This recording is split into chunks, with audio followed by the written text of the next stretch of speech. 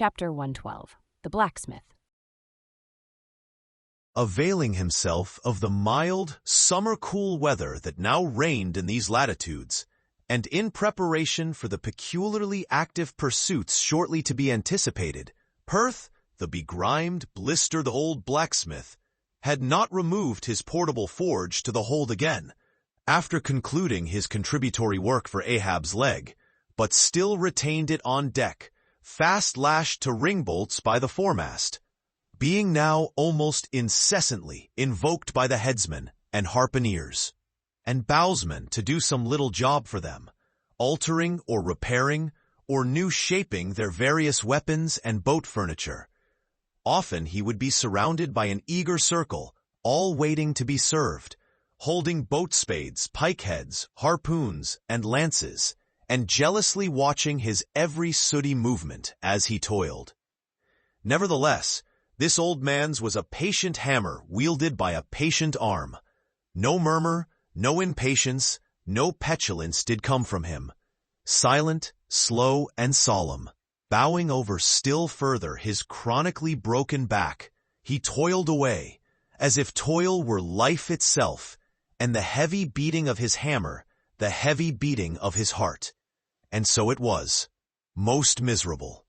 A peculiar walk in this old man, a certain slight but painful-appearing yawing in his gait, had at an early period of the voyage excited the curiosity of the mariners, and to the importunity of their persisted questionings he had finally given in. And so it came to pass that everyone now knew the shameful story of his wretched fate.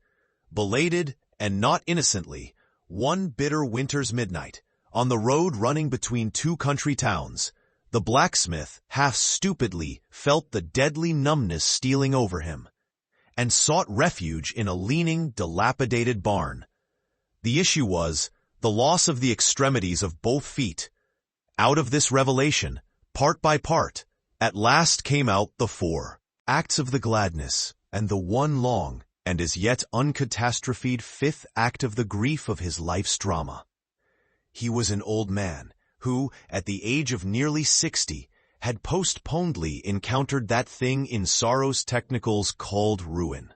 He had been an artisan of famed excellence, and with plenty to do, owned a house and garden, embraced a youthful, daughter-like, loving wife, and 3 blithe, ruddy children.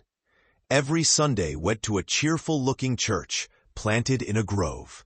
But one night, under cover of darkness, and further concealed in a most cunning disguisement, a desperate burglar slid into his happy home and robbed them all of everything. And darker yet to tell, the blacksmith himself did ignorantly conduct this burglar into his family's heart. It was the bottle conjurer. Upon the opening of that fatal cork, forth flew the fiend and shriveled up his home. Now, for prudent, most wise, and economic reasons, the blacksmith's shop was in the basement of his dwelling, but with a separate entrance to it, so that always had the young and loving healthy wife listened with no unhappy nervousness, but with vigorous pleasure, to the stout ringing of her young-armed old husband's hammer, whose reverberations, muffled by passing through the floors and walls, came up to her, not unsweetly, in her nursery. And so to stout labor's iron lullaby, the blacksmith's infants were rocked to slumber. Oh, woe on woe! Oh, death, why canst thou not sometimes be timely? Hadst thou taken this old blacksmith to thyself ere his full ruin came upon him, then had the young widow had a delicious grief, and her orphans a truly venerable, legendary sire to dream of in their after years, and all of them a care-killing competency. But death plucked down some virtuous elder brother, on whose whistling daily toil, solely, hung the responsibilities of some other family, and left the worse than useless old man standing, till the hideous rot of life should make him easier to harvest. Why tell the whole? The blows of the basement hammer, every day, grew more and more between, and each blow, every day, grew fainter than the last. The wife sat frozen at the window, with tearless eyes, glitteringly gazing into the weeping faces of her children. The bellows fell, the forge choked up with cinders. The house was sold. The mother dived down into the long churchyard grass. Her children twice followed her thither, and the houseless, familyless old man staggered off a vagabond in crape, his every woe unreverenced, his gray head a scorn to flaxen curls. Death seems the only desirable sequel for a career like this, but death is only a launching into the region of the strange untried. It is but the first salutation to the possibilities of the immense remote, the wild, the watery, the unshored.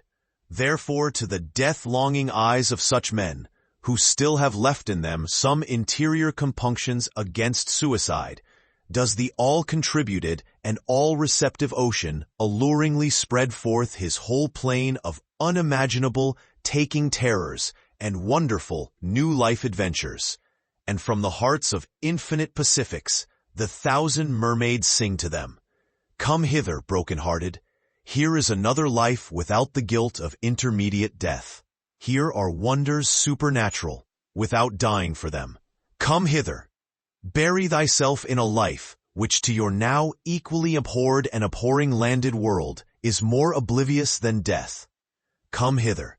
Put up thy gravestone too, within the churchyard, and come hither, till we marry thee." Hearkening to these voices, east and west, by early sunrise and by fall of eve, the blacksmith's soul responded, I come. And so Perth went a-wailing.